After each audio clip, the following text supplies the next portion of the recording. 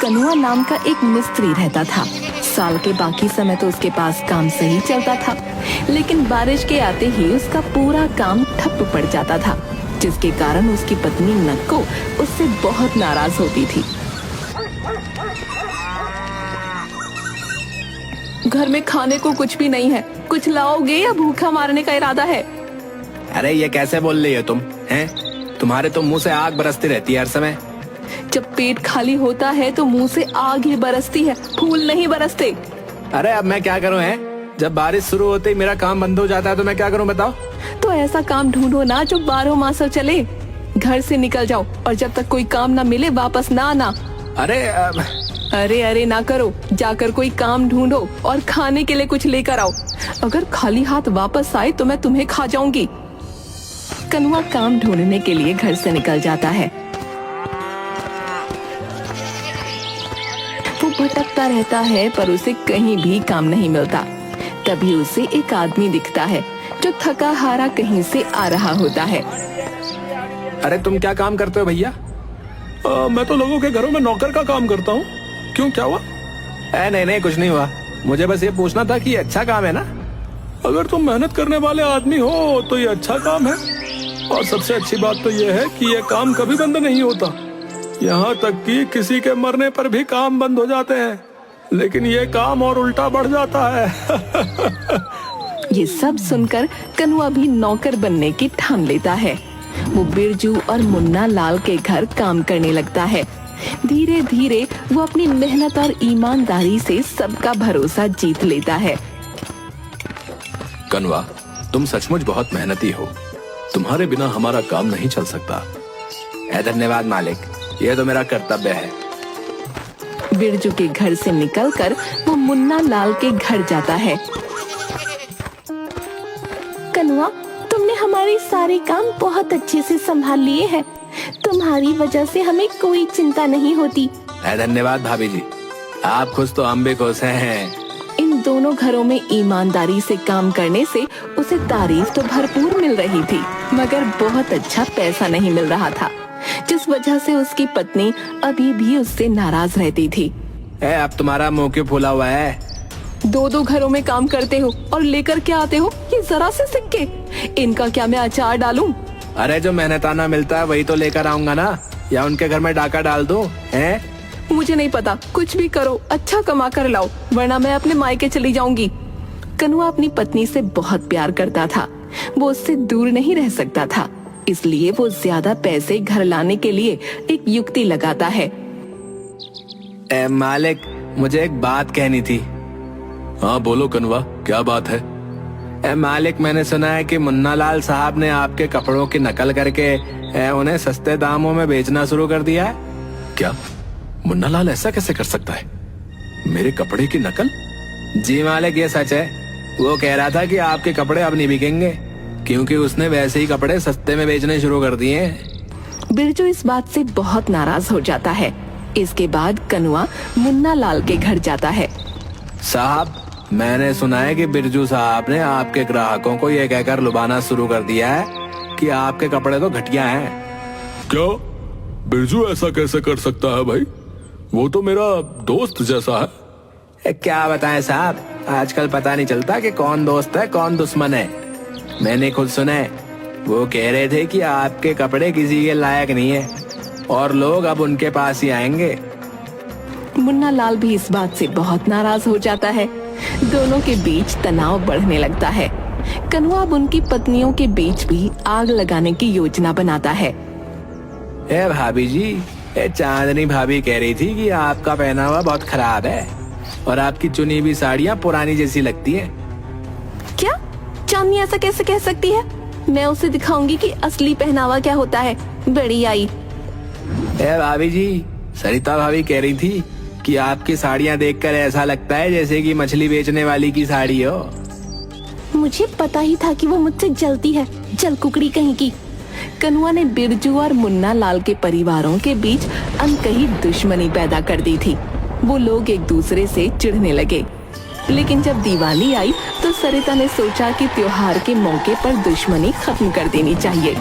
उसने कनुआ से कहा, कनुआ, ये मिठाई मुन्ना लाल के घर दे आना और कहना कि दिवाली की शुभकामनाएं। ठीक है भाभी जी, अभी दे के आता हूँ। लेकिन रास्ते में ही कनुआ वो मिठाई खा गया। फिर जब वो चांदनी के घर पहुंचा तो चांदनी ने भी कनुआ के हाथ बिरजू के घर मिठाई भिजवाई।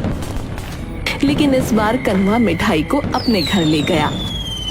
मैंने मिठाई भेजी, लेकिन चांदनी से इतना ना हुआ कि वो भी भेज देती। मुझे बड़ा ही शौक चढ़ा था दोस्ती करने का, पर सरिता इस लायक है ही नहीं। मेरी मिठाई देखकर थोड़ी शर्म ही कर लेती। अब आखिर उसने उन्हें धोखा देने का सोचा, जिसके लिए वो इतने समय से तैयारी कर रहा था। मालिक, मेरी पत्नी बहुत बीमार है, इलाज के लिए बहुत से पैसों की जरूरत है मालिक। कितने पैसे चाहिए कनुआ? मालिक, कम से कम 50,000। ठीक है, ये लो, और पैसे भी जल्दी लौटा देना। जी मालिक, धन्यवाद। कनुआ पैसे लेकर गायब हो जाता है और काम पर वापस नहीं आता। नक्को वो पैसे देखकर बहुत खुश होती है, पर उधर बिरजू बहुत गुस्से में आ जाता है और तुरंत पंचायत बुलाने का फैसला करता है।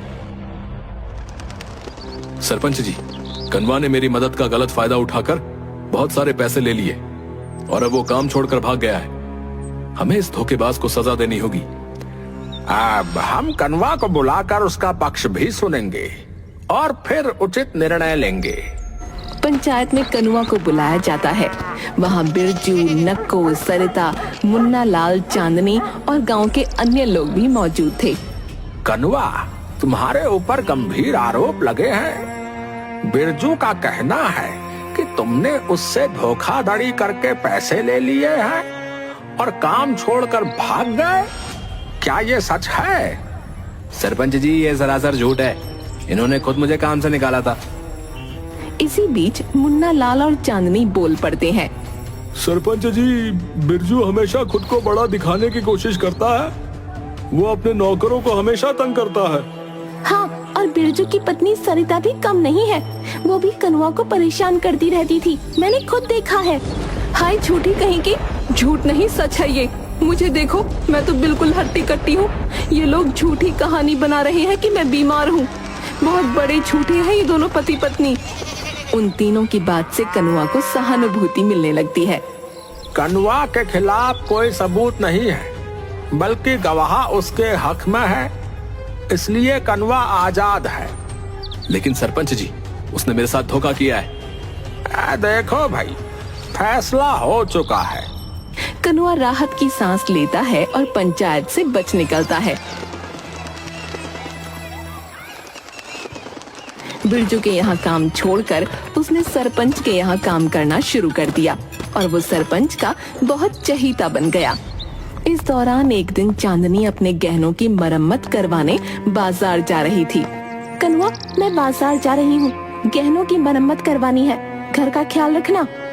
अरे आप क्यों तकलीफ कर रही हैं? मैं ही आपके गहनों की मरम्मत करवा लाऊंगा, आप मुझे दे दीजिए।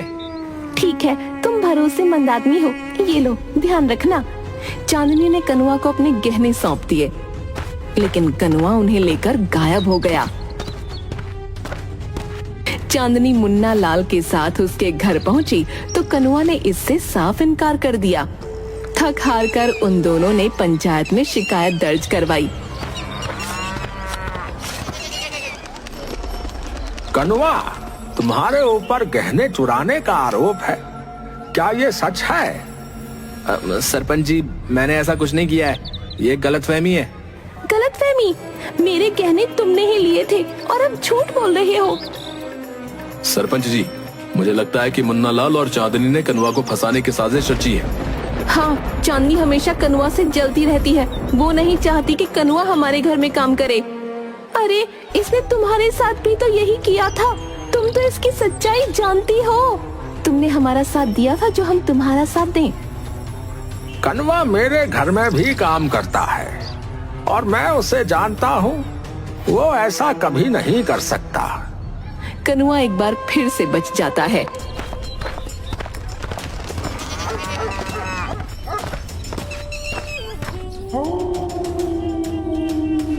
आपने तो कमाल कर दिया।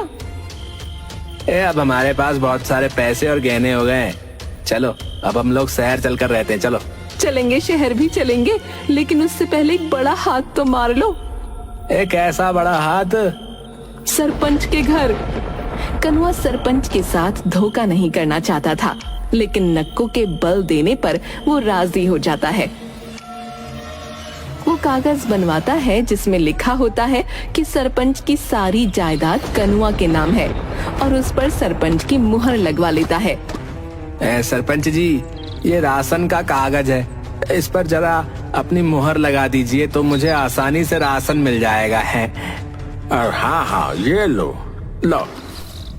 मुहर लगते ही कनुआ के तेवर बदल जाते हैं और वो सरपंच को घर से बाहर निकाल देता है। अब तू पागल हो गया है क्या कनुआ? है ये क्या कर रहा है? आपने अपने हाथों से अपनी सारी जायदाद मेरे नाम कर दी है। ये घर अब मेरा है, इसीलिए फौरन यहाँ से निकल जाओ, समझ गए? धोखेबाज कहीं के। इसका मतलब मुन्ना लाल और बिरजू सही कह रहे थे, तूने उन्हें भी धोखा दिया है। जाओ और जहाँ जाकर शोर मचाना मचाओ, मेरा दिमाग मत खाओ, समझे? अब सरपंच अपने लिए पंचायत बुलाता है, लेकिन बिरजू और मुन्ना लाल दोनों ही उसका साथ देने को तैयार नहीं होते। अब हम में से कोई तुम्हारा साथ नहीं देगा सरपंच, तुम्हें अपने ही कर्मों की सजा मिली है। सही कह रहा हो बिरजू, इस सरपंच ने हमेशा गलत फैसले लिए हैं। नहीं, ये समय लड़ने का नहीं है। अगर हम लोग आपस में लड़ते रहेंगे तो ये कमीना कनुआ हमेशा लोगों को धोखे से बेवकूफ बनाता रहेगा। सही कहा तुमने सरिता, हम दोनों के साथ जो हुआ सो हुआ, पर अब इस धोखेबाज को सजा मिलनी ही चाहिए। वो चारों मिलकर कनुआ के खिलाफ गवाही देते हैं। सरपंच अपनी बात भी सबके सामने रखता है और आखिरकार कनुआ को पकड़ लिया जाता है। ये कागजात अभी के अभी मुझे वापस कर दो, और दूसरा जो तुमने बिरजू के पैसे लिए और मुन्ना लाल के गहने हड़पे, उन्हें भी वापस कर दो, और अब तुम्हें आजीवन कारावास दिया जाता है। नहीं नहीं, ऐसा ना करो, मेरे पति को छोड़ दो। आपके चिल्ला रही है कमीनी है? ये सब तेरी वजह से ही हुआ है। ना मैंने तेरी बात मानी होती और ना आज मैं इस जगह पे खड़ा होता, समझी? कनुआ उन लोगों के पैसे, गहने और कागजात वापस कर देता है और फिर उसे कारावास में डाल दिया जाता है।